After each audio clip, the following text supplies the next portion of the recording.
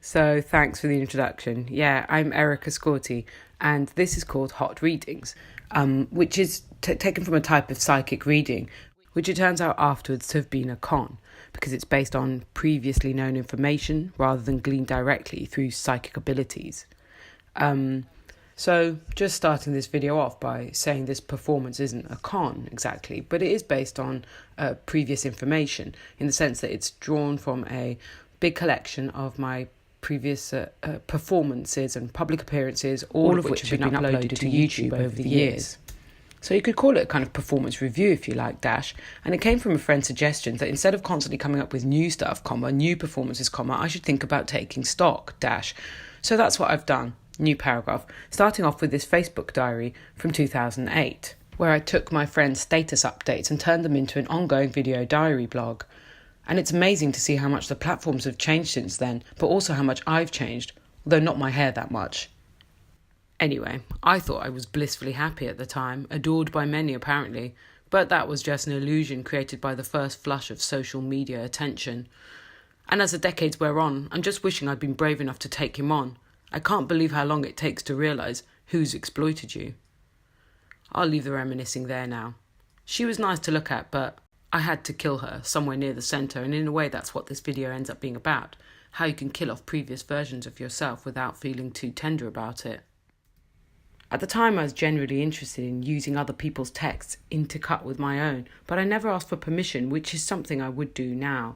For example, in this series, High Street Romantic, where I wandered around UK department stores wearing their clothes while reciting sections from Mills and Boon's novels and my own love letters and romantic diary entries. So saying stuff like, "You tell me you love me, but I know that it's because you just want to be lost from the reality of this world. I know what I am to you. I'm a trash can for your bad memories and horrible experiences." I was going through a phase of filming lots of stuff in institutions, public spaces, shops, art galleries, that sort of thing, including this video game scream sequence. It took me a while to realise that the fact I got away with filming in this way without asking for permission and without being thrown out rested on my own, at the time, unacknowledged assumption that I fit in enough. That is, that I was white and middle class enough that my presence would go unnoticed, even if I was acting bizarrely. Because also this was pre-FaceTime, so, that's probably what everybody thinks I'm doing right now.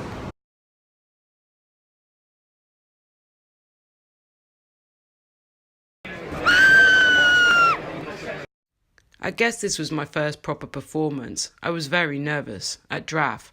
It's 100% legal to have spent all your sexual urges on someone, and how does it feel, he said. You need the right politics to be quoting from corporate search engines like Yahoo without reinforcing their ubiquity.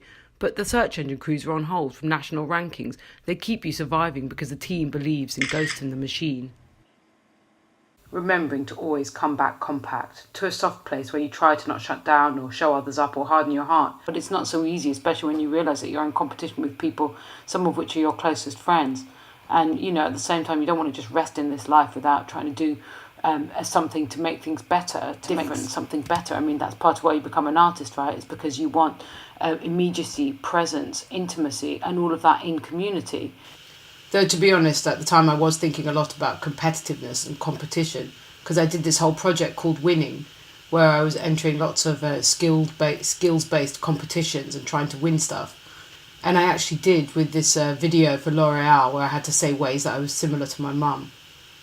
Well, there's lots of other ways I'm very similar to you, but you probably don't want me to be sharing those because they're kind of private. And I won a whole bunch of hair care products, which was quite useful.